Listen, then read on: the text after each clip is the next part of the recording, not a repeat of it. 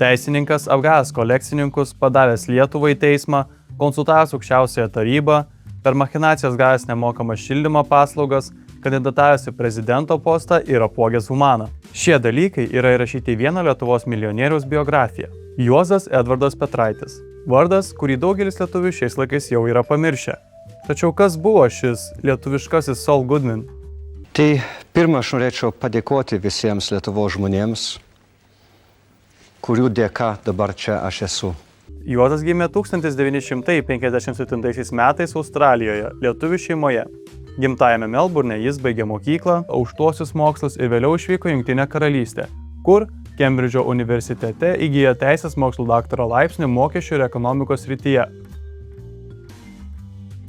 Vos baigęs Kembridžą, tais pačiais 1989 metais Juozas Petraitis patraukė jau užbyrančios geležinės uždangos į bundančią Lietuvą. Šiuo metu 32 metų Juozas Petraitis jau yra turtingas žmogus. Jo teigimu, šie turtai buvo sukrauti iš teisinių konsultacijų ir įvairių verslo sandorių. Kaip tiksliai jis įgijo savo pradinį kapitalą, šaltinių trūksta, o bendra turtų kilmė yra grindžiama tiesiog mūsų pačią pagrindinę veikėjo žodžiu. Atvykęs į Lietuvą, Petraitis vos po 2 savaičių pažinties susituokė su Giedra, konsultuoja aukščiausiąją tarybą, įvairias ministerijas, tai padėdamas atsikurti Lietuvai, bei 90-ųjų bėgyje susiperka įvairaus nekilnojamo turto. Žemės sklypus, apartamentus ir net dvarą. Petraitis užsiėmė ir kitomis veiklomis. Jis mėgo kolekcionuoti antikvarą ir tam buvo atidaręs netgi savo asmeninę antikvarinių dirbinių parduotuvę be precedento. Ir šiuo hobiu užsiėmantys žmonės, remiantis jų pasisakymais, buvo pirmieji Lietuvoje pažinę tamsiąją Petraičio pusę. Buvęs Lietuvos imtynių čempionas ir kolekcionierius Česlovas Peškoras žiniasklaidai teigia, jog 1997 metais jis apsilankė šioje parduotuvėje ir nusprendė įsigyti 11 ikonų už $14 500. Jis šios daiktus norėjo parsivežti į Kanadą, tačiau tam reikėjo leidimų iš Lietuvos kultūros paveldo departamento. Peškoras susimokėjo dar po kelis šimtus už kiekvieną leidimą, tačiau jam prireikus skubiai grįžti į Kanadą, jis šios daiktus paliko departamente vertinimui. Cituojant Peškorą, ponas Petraitis ir jo įgaliotas asmuo Aleksandras Mirnovas mane patikino, kad ikonas atgausiu vos grįžęs iš Kanados. Tačiau grįžus į Lietuvą ir atvykus į departamentą, Peškoras sužinojo, jog ikonos jau buvo atsiimtos. Pradėtas ikiteisminis tyrimas buvo nutrauktas, o pagal Peškoro pasakojimą, jam pačiam ėjus aiškintis pas Petraitį ir paprašyti bent jau grąžinti pinigus už šias ikonas, Petraitis jam atrėžė esą nieko nežinas. Kaip būdinga gerai herojaus istorijai, maždaug šiuo metu Juozas Edvardas Petraitis įgyja ir savo gyvenimo antiherojų – Andersą Biergardą.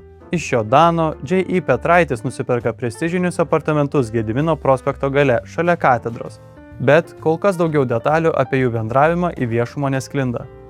Kaip buvo teigiama 2000-aisiais, Juozas Edvardas Petraitis iš Lietuvos išgabeno nužudyto kunigo Ričardo Mikutavičiaus turėtą statulą Prisikėlęs Kristus. Ir nors žinojęs, jog tam reikia paveldo departamento leidimo, jis jo gauti nesiekė ir sėkmingai pardavė statulą užsienyje. Ir nors tuo metu Petraitis buvo savininkas šios statulos, vėliau prokurorai konstatuos, jog tiesioginio įrodymo, kad būtent Petraitis šią statulą išvežė per pasienį, nėra. Bet apie tai šiek tiek vėliau. Panašiu laiku J.E. Petraitis pradeda statyti rūmus Antakalnyje. Jis to dar nežino, bet jie taps jo asmeniniu nacionaliniu stadionu. O jeigu jau kalbame apie nekilnojamą turtą, tai su kitu nekilnojamu turtu Petraitis taip pat rado būdų, kaip pasilengvinti savo dalę. Petraitis buvo radęs būdą, kaip nemokėti už gaunamą šildymo paslaugas savo erdviam apartamentui Gedimino prospekte. O vėliau šiuo įvykiu pradės domėti šilumos tinklų inspektoriai. Kultūros pavelde esantis Bartkuškio dvaras, kurį 1996 metais įsigijo Petraičių šeima, bus ilgą laiką neprižiūrėtas, o pastovūs priekaištai iš paveldosaugininkų bus sėkmingai ignoruojami.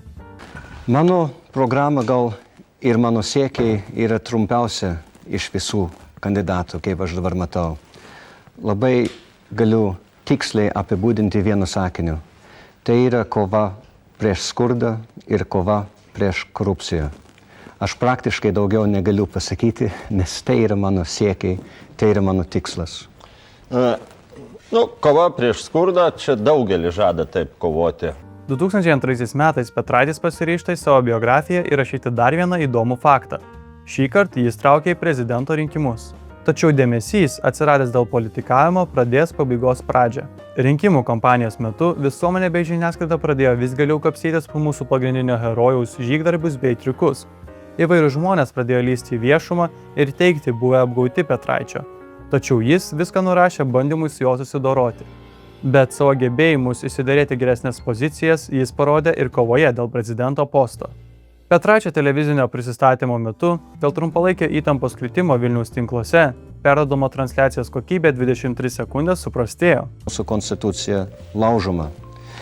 Šitie žmonės, tai jie pasirašė įstatymus. Čia buvo pono Adamkaus, pono Pakso, pono Paulausko vyriausybė. Dėl šio nesklandumo Petraitis išsireikalavo iš LRT gauti 1 papildomą minutę eterio, per kurią jis pasveikino lietuvius su šventomis kalėdomis. Švenčių proga nuoširdžiai linkiu jums to, ko vertas kiekvienas žmogus. Nerūpestingos vaikystės, darbingos jaunystės ir aprūpintos senatvės. Dievo palaimos jums ir jūsų šeimoms. Vis dėlto papildoma minutė neišgelbėjo Petraičio, jis liko 7. Dešimtmečio gale vykusi krizė verslininką Petraitį palietė itin skaudžiai. Milijonierius Petraitis bandė apsivogti Humanoje. Palikdamas marškinius, su kuriais atėjo, jis bandė išeiti su naujais marškiniais iš parduotuvės. Tačiau jis buvo sustabdytas pardavėjų. Vėliau buvo išvežtas į policijos komisariatą ir galiausiai teismas jam skyrė 300 litų baudą. Marškiniai, kuriuos jis bandė pavogti, kainavo 17 litų. Tačiau po šio įvykio sunkus laikai Petraičiui tik prasidėjo, kadangi jį pradėjo pulti jo nuožmus priešas Andersas Bjergardas.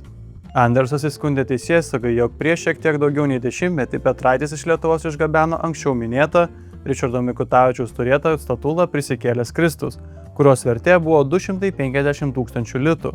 Ir Andersas prie to pačio pateikė dar vieną rimtą kaltinimą.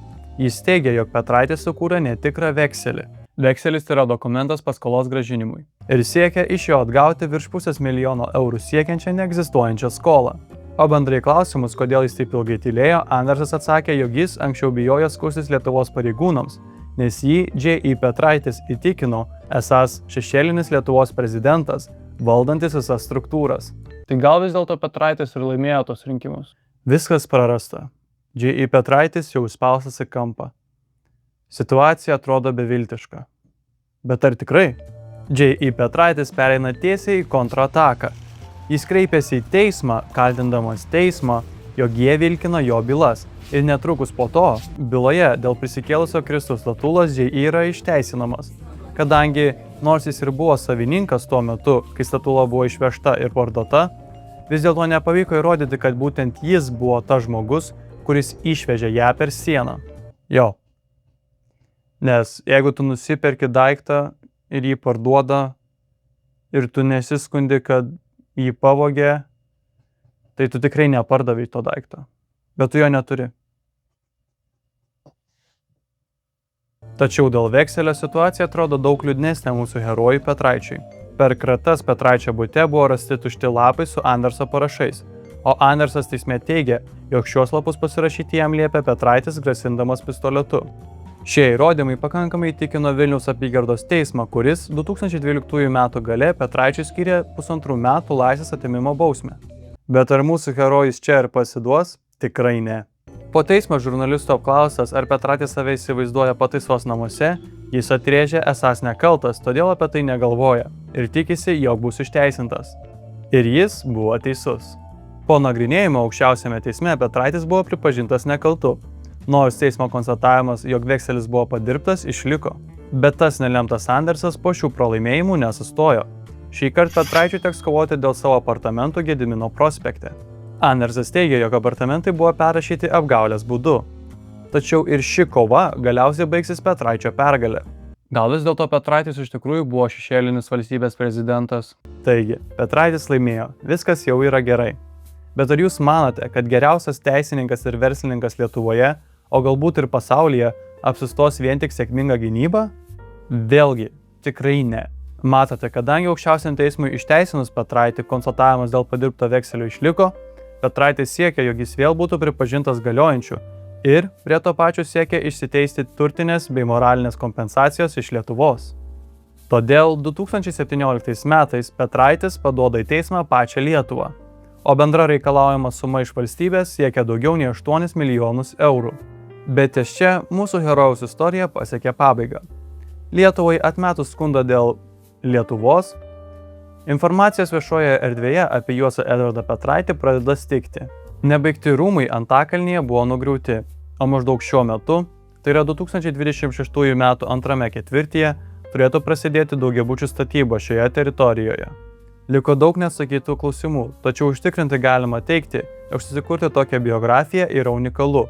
Ir tai padaryti buvo įmanoma tik dėl atkuriamos valstybės ypatumų. Todėl Juozo Edvardo Petraičio istorija puikiai parodo laukinių vakarų erą Lietuvoje ir jos pasekmes, bei sukuria alternatyvą Adamkaus įkūnytam egzodo veidui. Jeigu pažiūrėjote iki galo, tai paspauskite patinka, paspauskite prenumeruoti, parašykite komentarą, pasidalinkite su draugais.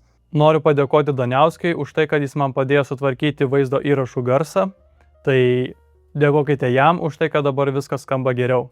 Taip pat, jeigu jums patinka mano kūryba, aš susikūriau rėmimo platformas, tai jeigu jūs norite, galite mane paremti čia, vienkartiniu arba mėnesiniu mokėjimu.